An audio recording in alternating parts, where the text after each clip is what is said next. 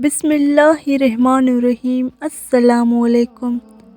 پنجاب کے شہر گجرانوالہ میں ایک حکیم صاحب ہوا کرتے تھے جن کا مطب ایک پرانی سی عمارت میں ہوتا تھا۔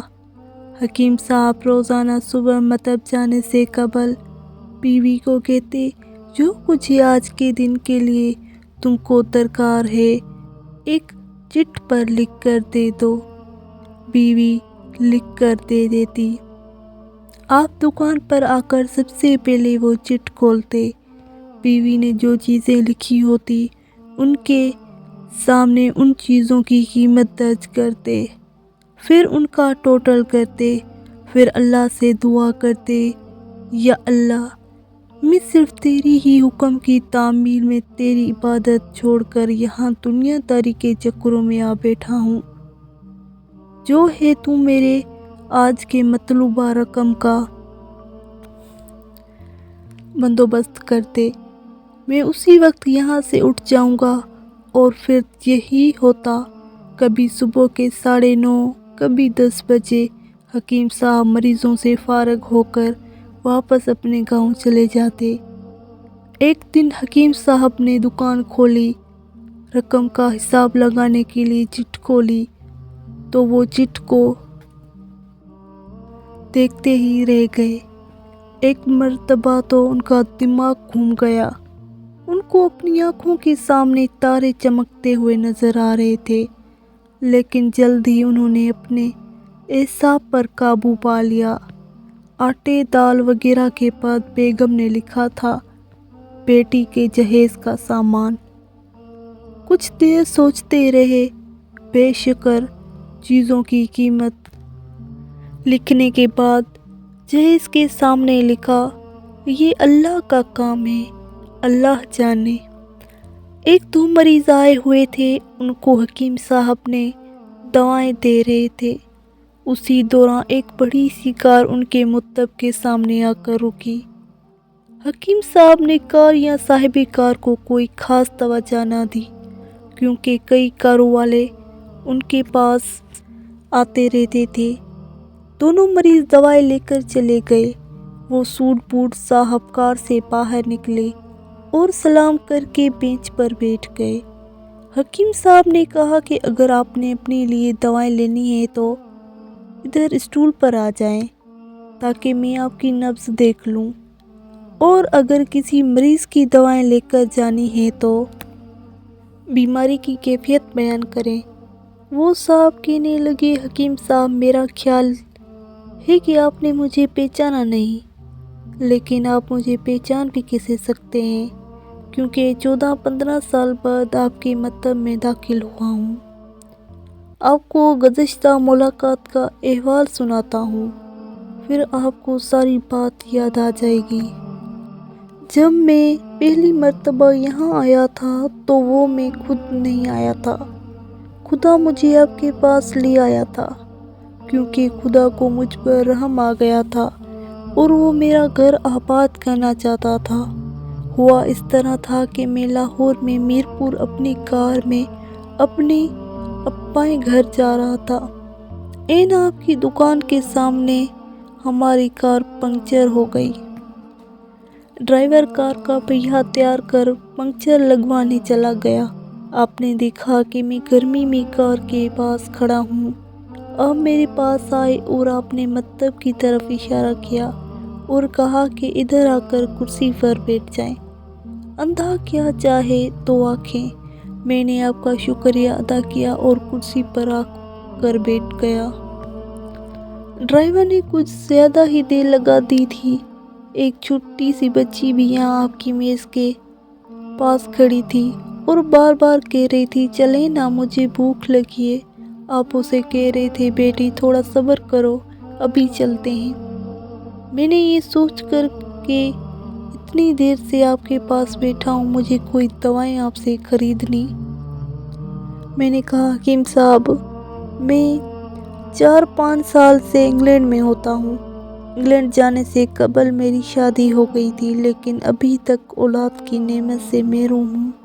یہاں بھی بہت علاج کیا اور وہاں انگلینڈ میں بھی، لیکن ابھی قسمت میں مایوسی کے سوا اور کچھ نہیں لکھا۔ آپ نے کہا میرے بھائی توبہ استغفار پڑھو، خدا را اپنے خدا سے مایوس نہ ہو، یاد رکھو اس کے خزانے میں کسی شے کی کمی نہیں، اولاد، مال، وسباب اور غمی خوشی، زندگی، موت، ہر چیز اسی کے ہاتھ میں۔ کسی حکیم یا ڈاکٹر کے ہاتھ میں شفا نہیں ہوتی اور نہ ہی کسی دوا میں شفا ہوتی ہے۔ شفا اگر ہونی ہے تو اللہ کے حکم سے ہونی ہے، اولاد دینی ہے تو اس سے ہی دینی ہے۔ مجھے یاد ہے آپ باتیں کرتے جا رہے ہو اور ساتھ ساتھ پریاں بنا رہے تھے۔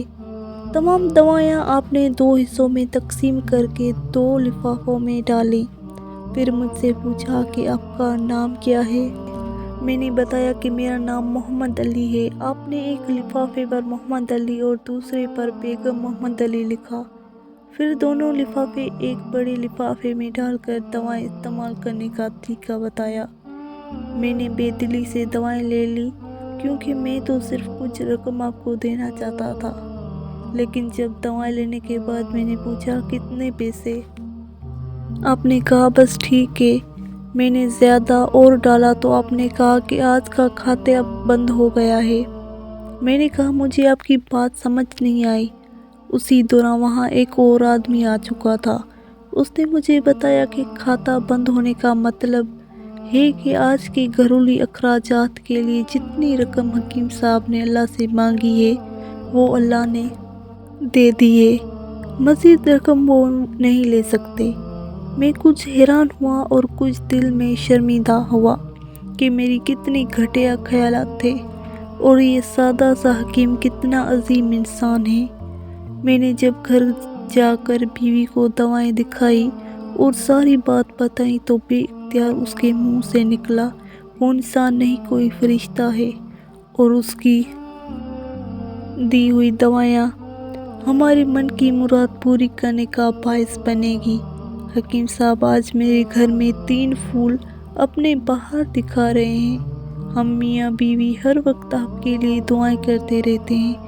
جب بھی پاکستان چھٹی آیا کار ادھر روکی لیکن دکان کو بند پایا۔ میں کل دوپہر بھی آیا تھا، آپ کا مکتب بند تھا، ایک آدمی پاس تھی۔ اس نے کہا کہ اگر آپ کو حکیم صاحب سے ملنا ہے تو آپ صبح 9 بجے لازمی پہنچ جائیں، ورنہ ان کے ملنے کی کوئی گارنٹی نہیں، اس لیے آج میں سویرے سویرے آپ کے پاس آ گیا ہوں۔ محمد علی نے کہا کہ جب 15 سال قبل میں نے یہاں آپ کی مکتب میں آپ کی چھوٹی سی بیٹی دیکھی تھی تو میں نے بتایا تھا کہ اس کو دیکھ کر مجھے اپنی بھانجی یاد آ رہی تھی۔ حکیم صاحب ہمارا سارا خاندان انگلینڈ سیٹل ہو چکا ہے، صرف ہماری ایک بیوہ بہن اپنی بیٹی کے ساتھ پاکستان میں رہتی ہے۔ ہماری بھانجی کی شادی اس ماہ کی 21 تاریخ کو ہونا تھی۔ اس بھانجی کی شادی کا سارا خرچ میں نے اپنے ذمے لیا تھا۔ 10 دن قبل اسے کار میں میں نے لاہور اپنے رشتہ داروں کے پاس بھیجا کہ شادی کے لیے اپنی مرضی کے جو چیز چاہے خرید لے۔ اسے لاہور جاتے ہی بخار ہو گیا۔ اس نے کسی کو نہ بتایا۔ بخار کو گولیاں ڈسپرین وغیرہ کھاتی اور بازاروں میں پھرتی رہتی۔ بازار میں پھرتے پھرتے اچانک بے ہوش ہو گئی اور گر گئی۔ وہاں سے اسے اسپتال لے گئے۔ وہاں جا کر معلوم ہوا کہ اس کو 104 ڈگری بخار ہے اور یہ گردن توڑ بخار ہے۔ وہ بے ہوشی کے عالم میں ہی اس جہاں فانی سے کوچ کر گئی۔ اس کی فوت ہوتے ہی نہ جانے کیوں مجھے اور میری بیوی کو آپ کی بیٹی کا خیال آیا۔ ہم میاں بیوی نے اور ہماری تمام فیملی نے فیصلہ کیا ہے کہ ہم اپنی بھانجی کا تمام جہیز کا سامان آپ کے ہاں پہنچا دیں گے۔ شادی جلد ہو تو ان کا بندوبست خود کریں گے اور اگر ابھی کچھ دیر ہے تو تمام اخراجات کے لیے رقم آپ کو نقد پہنچا دیں گے۔ آپ نے نہ نہیں کرنی، آپ اپنا گھر دکھا دیں تاکہ سامان کا ٹرک پہنچایا جا سکے۔ حکیم صاحب حیران و پریشان یوں گویا ہوئے۔ محمد علی صاحب آپ جو کچھ کہہ رہے ہیں مجھے سمجھ نہیں آ رہا۔ میرا اتنا دماغ نہیں ہے، میں نے تو آج صبح جب بیوی کے ہاتھ کی لکھی ہوئی چٹ یہاں آ کر کھول کر دیکھی تو مرچ مسالے کے بعد جب میں نے یہ الفاظ پڑھے کہ جہیز کا سامان، تو آپ کو معلوم ہے میں نے کیا لکھا؟ آپ خود یہ چٹ ذرا دیکھیں۔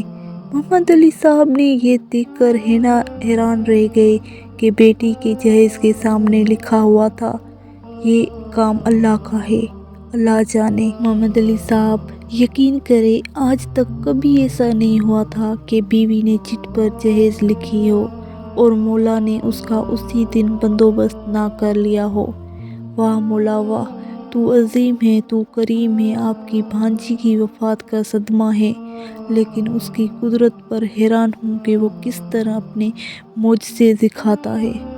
بے شک آپ کو یہ کہانی کیسی لگی ہے؟ اگر اچھی لگی ہے تو میری ویڈیو کو لائک اور میرے چینل کو سبسکرائب کریں۔ اللہ حافظ۔